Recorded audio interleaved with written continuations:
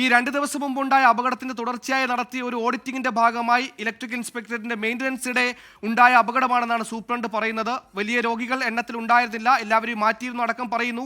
അപ്പോഴും ഇതിൻ്റെ ഒരു ഫിറ്റ്നസ്സുമായി ബന്ധപ്പെട്ട് തുടർച്ചയായി ഇത്തരത്തിൽ അപകടം ഉണ്ടാകുന്നതുമായി ബന്ധപ്പെട്ട് ഈ ആവശ്യത്തിലധികം ഗ്യാരണ്ടി പീരീഡ് ഉണ്ടായിട്ടും ഈ UPS ബാറ്ററികൾ തകരായതിനെ സംബന്ധിച്ച് ഇതെല്ലാം ഒരു വിശദമായ അന്വേഷണം വേണ്ടിവരുന്ന മേഖല കൂടിയല്ലേ ഷഹദ?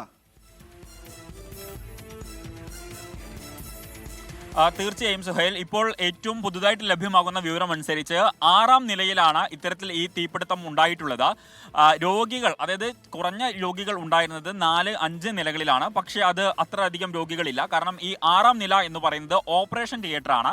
ഈ ഓപ്പറേഷൻ തിയേറ്റർ അടക്കമുള്ള സ്ഥലങ്ങളിലേക്ക് കഴിഞ്ഞ ദിവസം പുക ഉയരുകയും അതുമായി ബന്ധപ്പെട്ടുള്ള പ്രശ്നങ്ങളൊക്കെ അവിടെ ഉണ്ടായിരുന്നു. അപ്പോൾ അതടക്കമുള്ള കാര്യങ്ങളിലാണ് പ്രധാനമായിട്ടും അവിടെ ഇൻസ്പെക്ഷൻ നടക്കുകയും തുടർന്ന് നടക്കുന്ന പരിശോധനകളൊക്കെ ഇന്ന് നടന്നിട്ടുണ്ടായിരുന്നത്. അതിനിടയിലാണ് ഇത്തരത്തിലൊരു സംഭവം നടക്കുന്നത്. ഇപ്പോൾ നമുക്ക് ഒരുപക്ഷെ ദൃശ്യങ്ങളിൽ കാണാമെന്ന് വിചാരിക്കുന്നു. അതായത് ഞാൻ സംസാരിക്കുന്ന ഈ മൈക്കോഡിയിൽ സമാനമായിട്ട് ദൃശ്യങ്ങൾ വരുന്നുണ്ട്. ഫയർഫോഴ്സ് ഇപ്പോൾ ഈ ആശുപത്രിയിലേക്ക് പോകുന്നതേ ഉള്ളൂ. അതും ഏറ്റവും പ്രധാനപ്പെട്ട കാര്യമാണ്. കാരണം ഈ ഇത്രയും വലിയൊരു മെഡിക്കൽ കോളേജ് ഇവിടെ പ്രവർത്തിക്കുന്ന ഘട്ടത്തിൽ ഫയർഫോഴ്സ് എന്ന് പറയുന്നത് കോഴിക്കോട് നഗരത്തിൽ നിന്ന് വരേണ്ട ഒരു സാഹചര്യമാണ്. ഈ ഒരു അപകടമുണ്ടായ പശ്ചാത്തലത്തിൽ തന്നെ ഇതുമായി ബന്ധപ്പെട്ട് വലിയ വിമർശനങ്ങൾ, വലിയ പഴി കേൾക്കേണ്ടി വന്ന ഏറ്റവും പ്രധാനപ്പെട്ട ഒരു കാര്യമാണ്. ഒരു അപകടം വന്നു കഴിഞ്ഞാൽ, അതായത് ആശുപത്രിയിൽ ഒരു അപകടം വന്നു കഴിഞ്ഞാൽ അതിനെ തടയിടാനായിട്ട് ഒരു ഫയർ സംവിധാനം നിലവിൽ ആശുപത്രി കോമ്പൗണ്ടിലില്ല.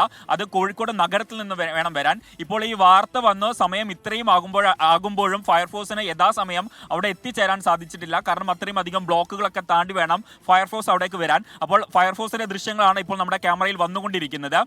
ഇത്തരത്തിൽ ഈ 6ാം നില എന്നൊക്കെ പറയുമ്പം വലിയ ആശുപത്രിയാണ്, വലിയ സംവിധാനങ്ങളുള്ള ആശുപത്രികളാണ്. പക്ഷേ ഈ 6ാം നിലയിലേക്കൊക്കെ ഫയർഫോഴ്സ് ഇവിടുന്ന് വന്ന് അവിടെ എത്തി ഇത്തരം ഒരു ദുരന്തം ഉണ്ടാകുന്ന ഘട്ടത്തിൽ ഇത് അണയ്ക്കുക എന്ന് പറയുന്നത് ഏറെ ശ്രമകരമായിട്ടുള്ള ഒരു കാര്യവുമാണ്. എന്തായാലും നിലവിലെ സാഹചര്യത്തിൽ ഇപ്പോൾ ഈ 6ാം നിലയിലെ തീ അത് ഭാഗികമായിട്ടെങ്കിലും അണച്ചു എന്നുള്ളതാണ് നമുക്ക് മനസ്സിലാക്കാൻ സാധിക്കുന്നത്. അത് ഷോർട്ട് സർക്യൂട്ട് ആയിരുന്നു എന്നുള്ളൊരു കാര്യമാണ്. പക്ഷേ ഈ 6ാം നിലയിൽ രോഗികൾ ഉണ്ടായിരുന്നില്ല എന്ന കാര്യത്തിൽ നമുക്ക് കൺഫേം ആയിട്ട് വിവരങ്ങൾ ലഭിച്ചിട്ടുണ്ട്. കാരണം 6ാം നില എന്ന് പറയുന്നത് ഓപ്പറേഷൻ തിയേറ്റർ ആയിരുന്നു.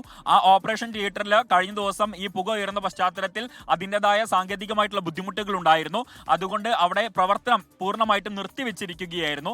പിന്നീടാണ് ഇപ്പോൾ ഇന്ന് അതുമായി ബന്ധപ്പെട്ടുള്ള പരിശോധനകളൊക്കെ തന്നെ നടക്കുന്നത്. അതിന്റെ ഭാഗമായിട്ട് ഇന്ന് പരിശോധന നടക്കുന്നതിനിടയിലാണ് ഇത്തരത്തിൽ തീ പടരുന്ന അല്ലെങ്കിൽ ഷോർട്ട് സർക്യൂട്ടായി പുക ഉയരുന്ന ഒരു സാഹചര്യവും ഉണ്ടായിട്ടുണ്ടായിരുന്നത്. എന്തായാലും ഇപ്പം അല്പസമയം മുമ്പ്, അതായത് അല്പസമയത്തിനകം ഒരു 2 മിനിറ്റിനുള്ളിൽ കോഴിക്കോട് മെഡിക്കൽ കോളേജ് ആശുപത്രിയിലേക്ക് ഇപ്പോൾ ഫയർ സംവിധാനം എത്തും. ഏതെങ്കിലും തരത്തിൽ ഫയറിന്റെ ഇടപെടൽ അവിടെ ആവശ്യമുണ്ടെങ്കിൽ അല്ലെങ്കിൽ കൂടുതൽ പരിശോധനകൾ ആവശ്യമുണ്ടെങ്കിൽ ഫയറിന്റെ ഭാഗത്ത് നിന്ന് അത് ഉണ്ടാവുകയും ചെയ്യും. ആ ദൃശ്യങ്ങളാണ് ഇപ്പോൾ നമ്മൾ തത്സമയം കണ്ടുകൊണ്ടിരിക്കുന്നത്. പക്ഷേ നിലവിൽ ഇപ്പോൾ ആശങ്കപ്പെടേണ്ട സാഹചര്യമില്ല എന്നുള്ളത് ആശുപത്രി വൃത്തങ്ങൾ ഇതിനോടകം തന്നെ അറിയിച്ചിട്ടുണ്ട്. കൂടാതെ അവിടെ ഉണ്ടായിരുന്ന, അതായത് 4-5 വാർഡ് ഈ നിലകളിൽ ഉണ്ടായിരുന്ന കുറച്ച് മാത്രമായിട്ടുള്ള രോഗികളെ അവരെ സുരക്ഷിതമായ സ്ഥാനങ്ങളിലേക്ക് മാറ്റിയിട്ടുണ്ട്.